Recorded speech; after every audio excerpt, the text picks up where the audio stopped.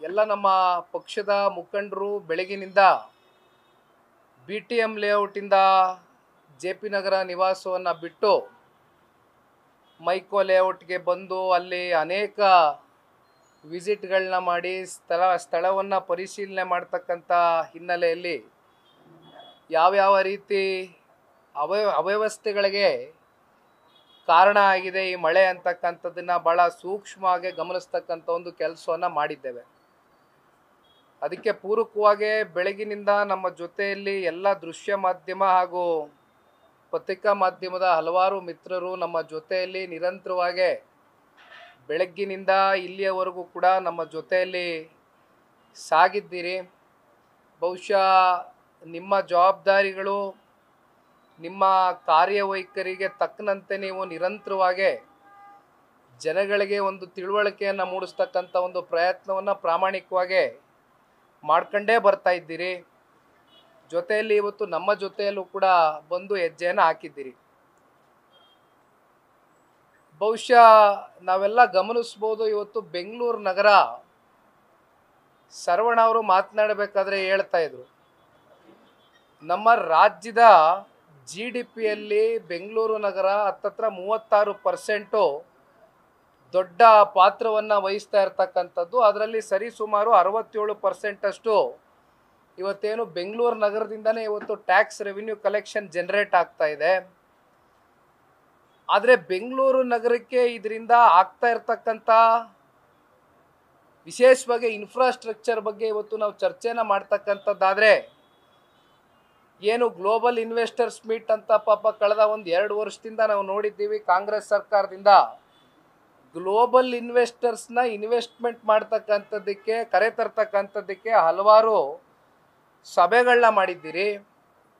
ಆದರೆ ಅದಕ್ಕೆ ಪೂರಕವಾದಂಥ ವಾತಾವರಣ ಏನಾದರೂ ಬೆಂಗಳೂರು ನಗರದಲ್ಲಿ ಇನ್ಫ್ರಾಸ್ಟ್ರಕ್ಚರ್ ಕೊಡ್ತಕ್ಕಂಥ ಹಿನ್ನೆಲೆಯಲ್ಲಿ ನೀವೇನಾದರೂ ಸೃಷ್ಟಿ ಮಾಡಿದ್ದೀರಾ ಅಂತಕ್ಕಂಥದ್ದು ಇವತ್ತು ಪ್ರತಿಯೊಬ್ಬ ನಾಗರಿಕನು ಕೂಡ ಕೇಳ್ತಕ್ಕಂಥ ಒಂದು ಭಾಳ ಬೇಸಿಕ್ ಕ್ವಶನ್ ಆಗಿದೆ ಇದು.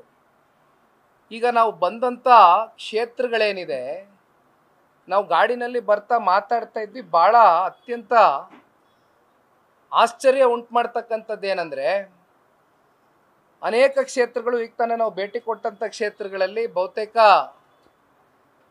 ಶಾಸಕ ಮಿತ್ರರು 3 ಸಲ 4 ಸಲ ಪದೇ ಪದೇ ಪುನರಾಯ್ಕೆ ಆಗಿರ್ತಕ್ಕಂಥವ್ರು, ಜೊತೆಯಲ್ಲಿ ಸರ್ಕಾರದಲ್ಲಿ ಮಂತ್ರಿಗಳಾಗಿ ಈ ಸರ್ಕಾರದಲ್ಲಿ ಈ ಅವಧಿನಲ್ಲಿ ಅಷ್ಟೇ ಅಲ್ಲ, ಹಿಂದೆನೂ ಕೂಡ ಸಾಕಷ್ಟು ಅವ್ರಿಗೆ ಅವಕಾಶಗಳು ಕೊಟ್ಟಿರ್ತಕ್ಕಂಥವ್ರು. ಅವ್ರ ಕ್ಷೇತ್ರದ ಜನತೆ, ರಾಜ್ಯದ ಜನತೆ ಅವ್ರಿಗೆ ಮಂತ್ರಿಗಳಾಗಿ ಕೆಲಸ ಮಾಡ್ತಕ್ಕಂಥ ಅವಕಾಶ ಮಾಡಿಕೊಟ್ಟಿದ್ದಾರೆ. ಆದರೆ ವಿಪರ್ಯಾಸ, ಮಂತ್ರಿಗಳು ಆಗಿರ್ತಕ್ಕಂಥ ಆ ಶಾಸಕರ ಸ್ವಂತ ಕ್ಷೇತ್ರಗಳಲ್ಲಿ ಇವತ್ತು ನಾವು ಕಣ್ಣಾರೆಯಾಗಿ ಇವತ್ತು ನೋಡಿರ್ತಕ್ಕಂಥ ದೃಶ್ಯ, ಮೊದಲನೇದು ಬಹುಶಃ ಅರಸು ಕಾಲೋನಿಲಿ ನಾವು ಪ್ರಾರಂಭ ಮಾಡಿದ್ವಿ. ಅರಸು ಕಾಲೋನಿಲಿ ಏನು ಪ್ರಾರಂಭ ಮಾಡಿದ್ವಿ, ಅಲ್ಲಿ ಮಧ್ಯಮದ ವರ್ಗದ ಜನರು ವಾಸವಾಗಿದ್ದಾರೆ. ಜೊತೆಯಲ್ಲಿ ಭಾಳ ಜನ ಹಕ್ಕುಪತ್ರಗಳು ಇಲ್ಲದೆ ಇರತಕ್ಕಂಥ, ಸಾಮಾಜಿಕವಾಗಿ ಆರ್ಥಿಕವಾಗಿ ಹಿಂದುಳಿದಿರ್ತಕ್ಕಂಥ ಸಮುದಾಯಗಳು, ಪರಿಶಿಷ್ಟ ವರ್ಗ, ಪರಿಶಿಷ್ಟ ಜಾತಿಯ ಜನರು ಕೂಡ ವಾಸವಾಗಿದ್ದಾರೆ. ಸರಿಸುಮಾರು 45 ಕುಟುಂಬಗಳು ಅರಸು ಕಾಲೋನಿಯಲ್ಲಿ ವಾಸವಾಗಿರ್ತಕ್ಕಂಥದ್ರ ಬಗ್ಗೆ ನಮಗೆ ಮಾಹಿತಿಯನ್ನು ಕೊಟ್ಟರು. ಏನು ಪಾಪ ಶೀಟ್ ಮನೆಗಳ ಕಟ್ಕೊಂಡು ವಾಸ ಮಾಡ್ಕೊಂಡಿರ್ತಕ್ಕಂಥ ಆ ಒಂದು ಜನಾಂಗ ಏನಿದ್ದಾರೆ, ಪ್ರತಿದಿನ ಒಂದು ಕೂಲಿಯನ್ನು ಮಾಡಿ ಜೀವನವನ್ನು ಸಾಗಿಸ್ತಕ್ಕಂಥ ಬಡ ಕುಟುಂಬಗಳಿಗೆ ಇಲ್ಲಿವರೆಗೂ ಒಂದು ಹಕ್ಕುಪತ್ರಗಳು ಕೊಡಲಿಕ್ಕಾಗಿಲ್ಲ. ಜೊತೆಯಲ್ಲಿ ನಾವು ಇನ್ನೊಂದು ಸ್ವಲ್ಪ ಮುಂದುವರೆದ ಭಾಗವಾಗಿ ವಿಸಿಟ್ ಮಾಡಿದಾಗ ನಾವು ಒಂದು ಗಮನಿಸಿದ್ದು, ರಾಜಕಾಲುವೆಗಳು ಪ್ಲಸ್ಸು ಕೆರೆ ಕಟ್ಟೆಗಳು, ಇವೆರಡರ ಬಗ್ಗೆ ನಾವು ಚರ್ಚೆ ಮಾಡ್ತಕ್ಕಂಥದ್ದಾದ್ರೆ, ಇವತ್ತು ಸಾಯಿ ಬಡಾವಣೆ ಬಗ್ಗೆ ಬರ್ತೇವೆ, ಕೊನೆ ಹಂತದಲ್ಲಿ ಮಾತನಾಡ್ತೇನೆ.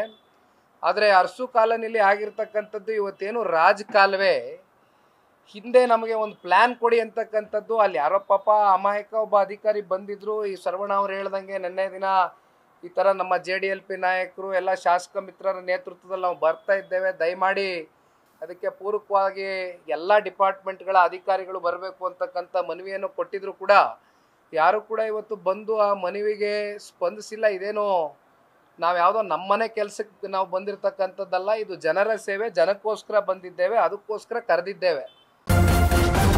ನ್ಯೂಸ್ ಫಸ್ಟ್ ನಿರ್ಭೀತಿಯಿಂದ ನಿಮ್ಮ ಪರವಾಗಿ.